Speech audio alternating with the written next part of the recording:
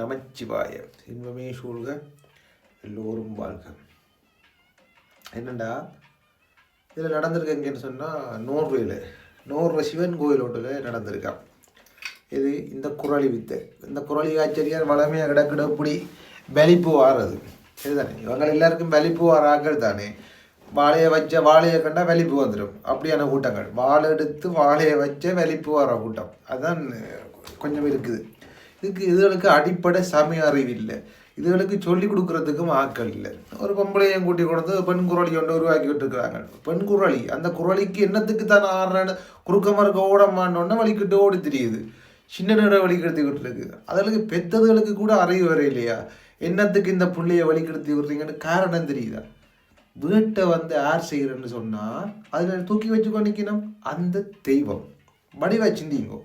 அந்த தெய்வம் தான் வேட்டைக்கு வருது. இப்போ ஒரு கிரிகை ஒன்றை செய்யல அவர் சிவோம் பாவனை பண்ணித்தான் ஒரு குருக்கள் செய்வார்.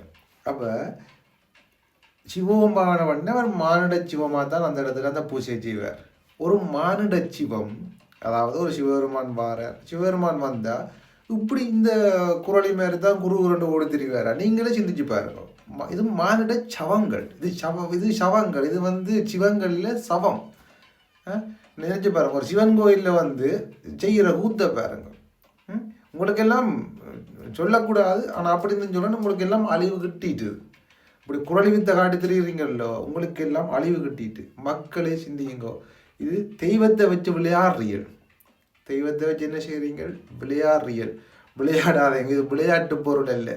நீங்கள் அந்த சின்னதில் சிரட்டைக்க மண்ணை போட்டு சோறு வரை ஆச்சுற வேறு நினச்சிக்கொண்டு இந்த வேலை பார்க்குறீங்க.